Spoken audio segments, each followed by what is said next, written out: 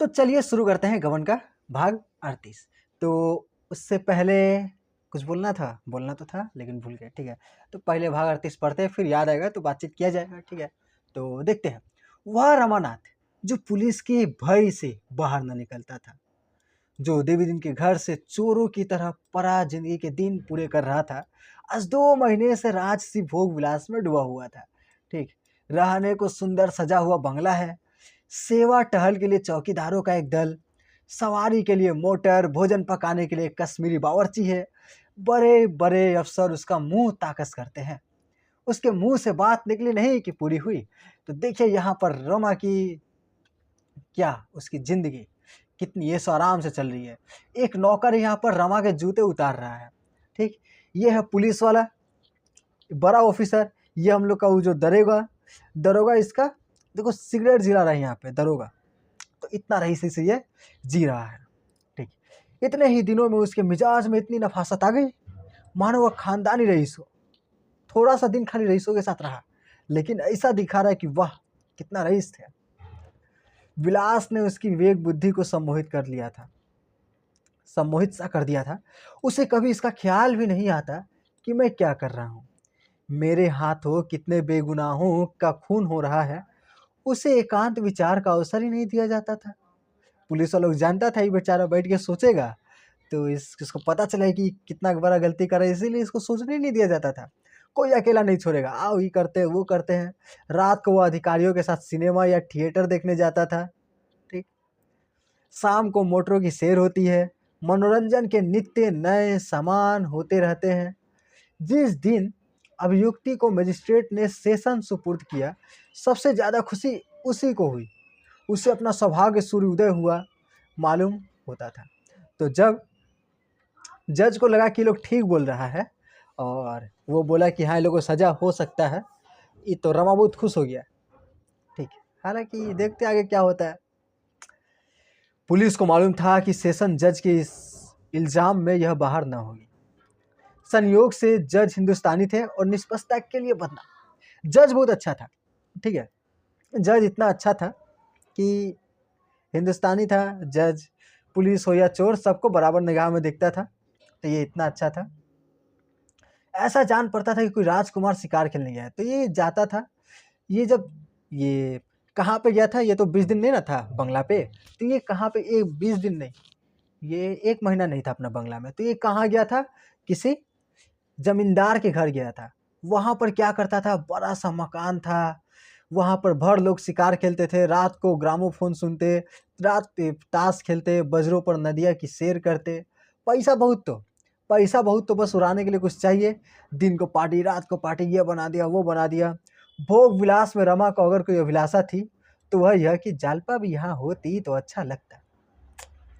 जब तक वह पराश्रित था, दरिद्र था, उसकी विलास इंद्रियां मानो मूर्छित हो रही थी। इन शीतल झोंकों ने उन्हें फिर सचेत कर दिया।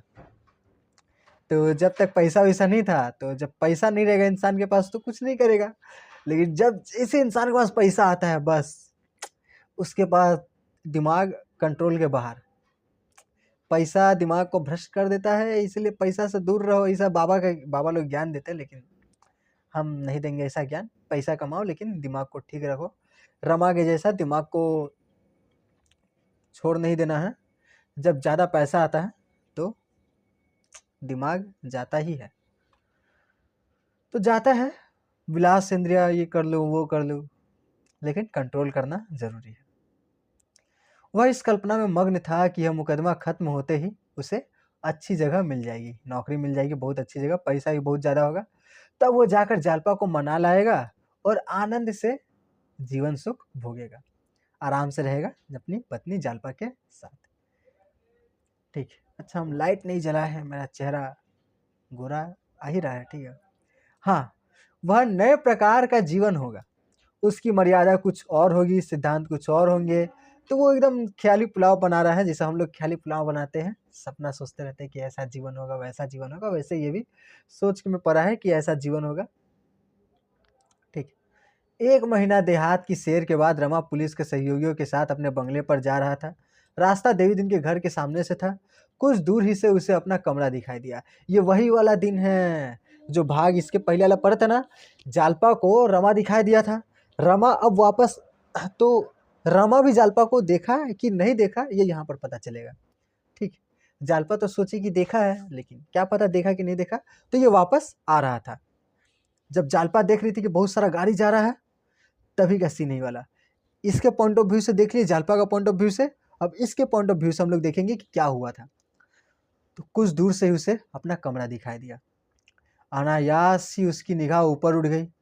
खिड़की के सामने कोई खड़ा था। उस वक्त देवी दिन वहां क्या कर रहा है खिड़की के पास? उसने जरा ध्यान से देखा, यह तो कोई औरत है। मगर औरत कहाँ से आई? क्या देवी दिन ने वह कमरा किराए पर तो नहीं उठा दिया? नहीं, ऐसा तो नहीं होगा। मोटर जरा और सामने गई तो उसका चेहरा दिखाई दिया, और चेहरा देखते वो चौंक पड़ा। यह तो जालपा है, बेशक जालपा है। मगर नहीं, जालपा यहाँ कैसे आएगी? मेरा पता जालपा को कैसे मिलेगा? कहीं बुड्ढे ने उसे खत तो नहीं लिख दिया?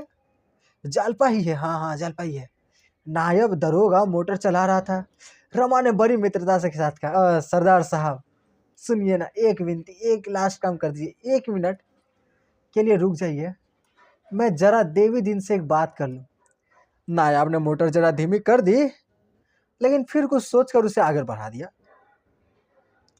रमा ने तेज होकर कहा, आप तो मुझे कैदी बनाए हुए हैं।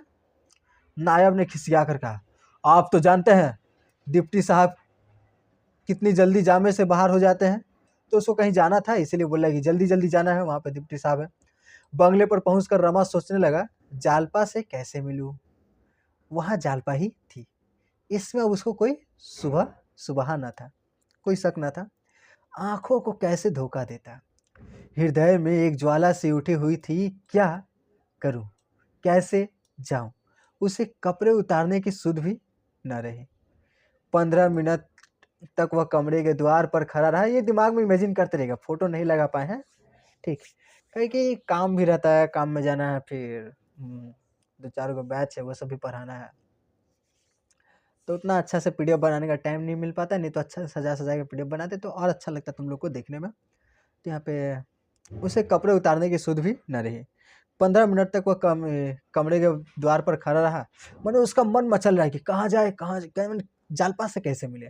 ठीक, आप लोग में से जो होंगे तोता मैना, उन लोगों को पता होगा कि मिलने के लिए कितना हड़बड़ मचा रहता है मन, कि इतना बजे ट्यूशन का छुट्टी हो गया, अब तो जाना है, इतना बजे तक वहाँ पर पहुँच जाना है, नहीं तो चली जाइए। ठीक, तो जो है तोता मैना उनको पता होगा। वैसे इनके भी मन में क्या है, बहुत बड़ा खलबली है। ठीक, रमा के मन में कोई हिकमत ना सूझी। लाचार पलंग पर लेटा रहा। जरा ही देर में वह फिर उठा और सामने सहन में निकल आया। सड़क पर उसी वक्त बिजली रोशन हो गई। फाटक पर चौकीदार खड़ा था। सामने ही द्वार पर कौन खड़ा था? चौकीदार। रमा को उस पर इस समय इतना गुस्सा आ रहा था कि काहे खड़ा है रे यहाँ पे। इसको मन कर रहा था कि गोली मार दे इसको, धार। अगर मुझे कोई अच्छी जगह मिल गई तो सबसे पहले तो एक एक से समझेंगे, एक एक को समझाऊंगा। तुम्हें तो डिसमिस करा के छोड़ूंगा। इसका मन ही में सोच रहा है कि अगर दरोगा बन गए तो ये सबको नहीं छोड़ेंगे। अब ये खाली सोच रहा है कि कैसे जाए, कोशिश कैसे जाए। कैसा शैतान की तरह सिर पर सवार है। मुंह तो देखो जराब जुलाम होता है, करी की दुम है। वाह रे आपकी पगड़ी, कोई टोकरी ढोने वाला कूली है। अभी कुत्ता भूख पड़े तो आप दुम दबाकर भागेंगे, मगर यहाँ ऐसे खड़े डटे खड़े हैं मानो किसी किले के द्वार की रक्षा कर रहे हैं। तो उसका मन है बस उन लोगों के लिए गालियां निकल रही कि कैसे खड़ा है ये लोग, डरपोक है, कुत्ता भौंक दे तो भाग जाए, लेकिन ये लोग यहाँ पे इससे लगा कि कितना बड़ा साहसी आदमी लोग है। तो एक चौकीदार ने आकर कहा, इंस्पेक्टर साहब ने बुलाया है, कुछ नए तवे मंगवाए हैं। तो रमा ने झल्ला कर कहा, मुझे इस वक्त फुर्सत नहीं है। फिर सोचने लगा, जालपा यहाँ कैसे आई? अकेले ही आई है या और कोई साथ है? जालिम ने बुड्ढे से 1 मिनट भी बात नहीं करने दिया। जो उसके सामने बैठा था ड्राइवर, मोटर चला रहा था, बाइक। जालपा पूछेगी तो जरूर कि क्यों भागे थे, साफ साफ कह दूंगा। उस समय और कर ही क्या सकता था, पर इन थोड़े दिनों के कष्ट ने जीवन का प्रश्न तो हल कर दिया। अब आनंद से जिंदगी कटेगी। कोशिश करके उसकी तरफ अपना तबादला करवा लूंगा। तो सरकारी नौकरी तो पूरा भारत का है, जहां तहां दे देता है, तो कोशिश करके क्या कर लेगा, उसके घर के पास जो नौकरी होगी वो ले लेगा। यह सोचते सोचते रमा को ख्याल आया कि जालपा भी यहाँ मेरे साथ रहे तो क्या अर्ज है कि वहां पर तबादला क्यों कराना है, यहीं पे बुला लेंगे, हम यहीं पे साथ रहेंगे। बाहर वालों से मिलने की रोक टोक है, जालपा के लिए क्या रुकावट हो सकती है। लेकिन इस वक्त इस प्रश्न को छेड़ना उचित नहीं। अन्ना ये सोचा कि अगर जालपा इस घर में आ जाए मुझसे मिलने के लिए, तब तो क्या ही बात होगी। मुझको तो बाहर जाने के लिए मना है, लेकिन जालपा को तो अंदर आने से मना नहीं है। कल इसे तय करूंगा। देवी दिन भी विचित्र जीव है। पहले तो कई बार यहाँ पर आया करता था, लेकिन पर आज उसने भी सन्नाटा खींच लिया। आज नहीं आया उसको लेके। कम से कम इतना हो सकता कि आकर पहरे वाले कांस्टेबल से जालपा के आने की खबर मुझसे दे देता, कि उसको बोल देता कि जालपा आई है। फिर जालपा को मैं बुलाता अंदर, फिर मैं देखता कि कौन जालपा को नहीं आने देता। पहले इस तरह की केस जरूर थी, पर अब तो मेरी परीक्षा पूरी हो चुकी। शायद सब लोग खुशी से राजी हो जाएंगे कि मुझको जालपा से मिलने देंगे। उसी समय रसोइया थाली लेकर आया। मांस एक ही तरह का था। रमा थाली देखते ही झल्ला गया। इन दिनों रुचिकर भोजन देखकर ही उसे भूख लगती थी। रुचिकर भोजन में अच्छा अच्छा टेस्टी टेस्टी खाना, बर्गर पिज्जा, ये वो, बर्गर पिज्जा तो नहीं था, मैंने बढ़िया बढ़िया खाना, मसालेदार, ये सब खाना देखकर ही उसको भूख लगता था। जब तक 4-5 प्रकार के मांस ना हो, चटनी अचार ना हो, उसकी तृप्ति ना होती थी। बिगड़ कर बोला, क्या खाओ, तुम्हारा सिर, थाली उठा के ले जाओ। रसोइये ने डरते डरते कहा, हुजूर इतनी जल्दी और चीजें कैसे बनाता है, अभी 2 घंटे ही हुए हैं। तो रमा बोलता, 2 घंटे तुम्हारे लिए कम है। अब हुजूर से क्या कहूं, मत बको। अरे हुजूर मत बको, भाग भाग यहाँ से। रसोइया ने फिर कुछ बोला नहीं। बोतल लाया, बर्फ तोड़कर गिलास में डाली, पीछे हटकर खड़ा हो गया। ठीक है, मैंने उसके लिए दारू पैक बना रहा है। रमा को इतना क्रोध आ रहा था कि रसोइये को नोच खाए। उसका मिजाज इन दिनों बहुत तेज हो गया था। शराब का दौर शुरू हुआ तो रमा का गुस्सा और भी तेज हुआ। अब शराब पीने लगा तो और गुस्सा आने लगा इसको। लाल लाल आंखों से देखकर बोला, चाहूं तो अभी तुम्हारा कान पकड़ कर निकाल दो। मैंने पिया है तो अभी इसी दम तुमने समझा क्या, समझा है मुझको, क्या समझा है। उसका क्रोध बढ़ता देखकर रसोइया सरक गया, बाहर गया। रमा ने गिलास लिया, 2-4 लुकमे खाकर बाहर सहन में टहलने लगा। यही धुन सवार थी, कैसे कहाँ यहाँ से निकल जाऊं। एकाएक उसे ऐसा जान पड़ा, तार के बाहर वृक्षों की आड़ में कोई है। तो खिड़की के पास आया रमा। खिड़की के पास क्या था, बगान था। ठीक, तो उसको लगा कि बगान के पास कोई है। हाँ, कोई खड़ा उसकी तरफ ताक रहा है, शायद इशारे से अपनी तरफ बुला भी रहा है। रमा का दिल धड़कने लगा, कहीं षड्यंत्रकारियों ने उसके प्राण लेने की तो नहीं ठानी है। यह शंका उसे सदैव बनी रहती थी। इसी ख्याल से वह रात को बंगले के बाहर बहुत कम निकलता था। उसको डर लगा रहता था कि हम इसके खिलाफ गवाही दे रही तो मार ना दे हम लोग को, किसी को बोल के। आत्मरक्षा के भाव ने उसे अंदर जाने की प्रेरणा दी। वो बोला कि अब खिड़की के पास रहना सही नहीं है। उसी वक्त एक मोटर सरकने पर निकली। उधर से वो गाड़ी निकला, उसका लाइट जब पड़ा तो लाइट में देखा कि वो स्त्री है। उसकी साड़ी साफ साफ नजर आ रही है। फिर उसे ऐसा मालूम हुआ कि वह स्त्री उसी की ओर आ रही है। उसे फिर शंका हुई, कोई मर्द यह वेश बदल कर मेरे साथ छल तो नहीं कर रहा है। ई बाबा, वह जियो जियो पीछे हटता गया। वह छाया उसकी ओर बढ़ती गई, यहाँ तक कि तार के पास से आकर उसने कोई चीज रमा की तरफ फेंकी। रमा चीख मारकर पिछड़ गया, बम फेंका बम फेंका। ठीक, इसको लगा कि कोई बम फेंक रहा है। ओ मगर वो जैसे ही पीछे भागा, देखा कि बम नहीं फटा, तो देखा तो लिफाफा है। ठीक, काहे कि बम्बे का केस था कि ये लोग बम फेंका है कहीं, तो ये लोग यहाँ इसके पास भी ऊपर भी बम फेंक सकते, इसके ऊपर भी बम फेंक सकता है। उसे कुछ तस्कीन हुई। उसने फिर जो सामने देखा तो वह छाया अंधकार में चली गई। रमा ने लपक कर वह लिफाफा उठाया। भय भी था और कौतूहल भी। भय कम था, कौतूहल अधिक था। कौतूहल मैंने अजीब सा लग रहा था उसको, डर लग रहा था। लिफाफे को हाथ में लेकर देखने लगा। सिरनामा देखते ही उसके हृदय में फुरहारियां से उठने लगी। यार ऊपर में ही नाम लिखा था, मैं आपकी प्यारी जालपा, और लिखावट भी जालपा की ही लग रही थी। उसने फौरन लिफाफा उठाया। जालपा ही की लिखावट थी। उसने एक ही सांस में सारा पत्र पढ़ डाला। लंबी सांस ली। उसकी सांस के साथ चिंता का वह भीषण जार जिसने आज 6 महीने से उसकी आत्मा को दबा कर रखा था, वह सारी मनोव्यथा जो उसका जीवन रक्त चूस रही थी, वह सारी दुर्बलता, लज्जा, ग्लानि मानो उड़ गई। काहे कि वह तो कुछ किया ही नहीं था। 6 महीना से सोच रहा था हमको पुलिस पकड़ के लेके जाएगी, लेकिन कुछ नहीं हुआ। छू मंतर हो गई। इतनी स्फूर्ति, इतना गर्व, इतना आत्मविश्वास उसे कभी न हुआ था। पहली सनक यह सवार हुई, अभी चलकर दरोगा से कह दो मुझे इस मुकदमे से कोई सरोकार नहीं। लेकिन फिर ख्याल आया, उसको मन में आया कि पहले दरोगा से बोल दे कि मुझको अब गवाही वही नहीं देना। तुम क्या बोले, झूठ बोलते हो, मुझको झूठ बोलते हो तुम कि मेरे ऊपर गबन का केस है। नहीं है गबन का केस। मेरी पत्नी कंगन बेच के पैसा जमा की थी उसको। कहाँ समझते, मेरी पत्नी इतनी बढ़िया है। अरे तुम लोग, जालपा है जालपा, जालपा पत्नी नहीं देवी है, देवी। मैंने ऐसा उसको मन किया पुलिस वालों को बोलने का। बयान तो अब हो चुका, जितना अपयश मिलना था मिल ही चुका। लेकिन फिर उसके मन में क्या रहा है कि अब जितना खराबी मिलना था, अपयश मैंने जितना बदनाम होना था हो गया। अब क्यों ना एगो अच्छा सा दोस्त, अच्छा सा नौकरी मिल जाए यहाँ से, तभी मैं आगे जाऊँ।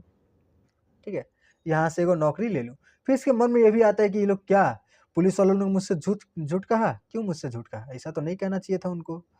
ये झूठा इल्ज़ाम मेरे सर पे लगा हुआ है, तो उन्होंने मुझसे चाल चली, मैं भी उनको बताऊंगा। मैं जब जाऊंगा शहादत देने, तो मैं या तो झूठ कह दूंगा या फिर मैं दरोगा से कह दूंगा कि मुझे इंस्पेक्टरी दो, कल 10 बजे तक मेरे पास इंस्पेक्टर बनने का लेटर आ जाना चाहिए, लेकिन नहीं तो मैं गवाही नहीं दूंगा। ठीक है, लेकिन उसके मन में अब क्या आ रहा है कि अब उसके मन में आ रहा है कि वो जालपा से जैसे भी करके मिले। अब वही चटपटा रहा है इसके अंदर का मन, अब तो जालपा से मिलना ही है, मिलना ही है। क्योंकि पहले का जो टेंशन था वो भी गायब है, और अब जालपा भी सामने। 6 महीना से जालपा से नहीं मिला, अब तो जाने ही जालपा से मिलने। तो एकदम बहुत बेचैन सा हो गया। अब क्या करे क्या करे, जाके दरवाज़ा बंद करता है कि उसको लगेगा कि अंदर सो गया। खिड़की से बाहर निकलता है। ठीक, खिड़की से बाहर निकलता है और फिर चुपके चुपके चुपके चुपके जाता है, छत से उतरता है। अब ये है कि प्रॉब्लम ये है कि सामने दीवार है। ठीक, दीवार के ऊपर लगा है कांटा वाला, गोल गोल नहीं होता है, उस पर कांटा लगा रहता है, वो वाला लगा है। गोल नहीं है लेकिन लाइन से है। ठीक है, अब वो एक जगह पे थोड़ा सा कटा हुआ था, ये सोचा कि वहीं से निकलेगा। पहरेदार लोग उधर है, आवाज़ भी नहीं होना चाहिए। अब वो क्या किया, उसी पाঁचिल पे चढ़ा और जो तार का थोड़ा सा फाँका था, वहाँ से गर्दन ढुकाया। गर्दन ढुका के उधर जाने वाला था। अब इधर से निकलने की कोशिश कर रहा है। अब ये उधर जा रहा था, जा रहा था, जा रहा था। उसका जो तार का कील होता है, छोटा नुकीला होता है, तो उसका गर्दन का पास जो ये था कपड़ा, कपड़ा में फंस गया। ठीक, अब वो उसको छुड़ाने की कोशिश किया, उसका सारा देह में फंस गया। अब वो धोती पहना था, धोती उसको बदलने का टाइम नहीं मिला, धोती में भी फंस गया। अब पूरा तार जो है वो उसका पूरा कपड़ा में फंस गया है। अब सोचा कि क्या करूँ, आगे जाऊँ कि पीछे जाऊँ। कोशिश किया आगे जाने का, नहीं आगे जा रहा है ना, पीछे जाने की कोशिश का, पीछे भी नहीं जा पा रहा है। क्या करे क्या करे। फिर उसको याद आता है कि जालपा, जालपा से मिलना है।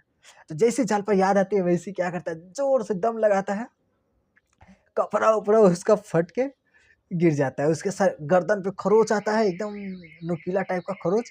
उसके देह में भी बहुत सारा खरोच आता है। कपड़ा उपड़ा फट गया है पीछे का, सामने का कपड़ा ठीक है। अब लेकिन उसको जालपा से मिलना है। रात हो रहा है, रात के 9 बजे निकली थी ना जालपा, तो मान लीजिए 10 बज रहा है। अब रात को 10 बजे निकला है जालपा से मिलने खातिर। ठीक है, तो रात को 10 बजे निकला है जालपा से मिलने खातिर, और वो भागा भागा जा रहा है जालपा से मिलने, फटा हुआ कपड़ा में। अब फटा हुआ कपड़ा में पहले तो जाता है कि देवी दिन, फटा हुआ कपड़ा ले जाके देखता है तो देवी देवी दिन पूछता है कौन है यहाँ पे, ए भिखारी भाग यहाँ से। फिर ध्यान से देखता है तो नहीं, ये तो हम लोग का ये है रमा बाबू है, रमा बाबू को देख के खुश होता है, अरे रमा बाबू कहाँ थे आप। तो देवीदीन बोलता है, फिर उसके बाद बोलता है कि कौन है, जालपा से मिलना है, जालपा से मिलना है। जाती है जालपा से मिलने। तो जालपा पूछती है कौन है कौन है। तो देवीदीन बोलता है खुद आके देख लो, मैं जो कहूँगा तुम ही आके देख लो कौन है।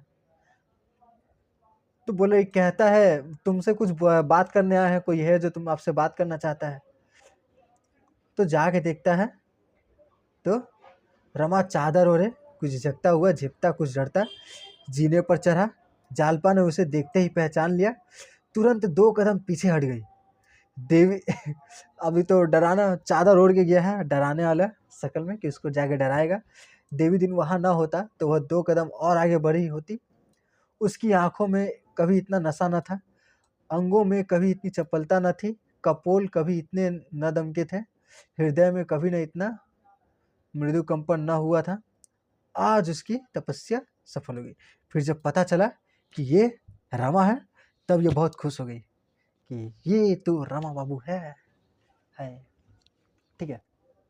तो ये 21 मिनट लग गया ये भाग 38 खत्म करने में। यहाँ तो मैं अगर सारांश बताया था तो सारांश बताने में तो कुछ बहुत कम टाइम लगता, वो तो 10 मिनट में हो ही जाता।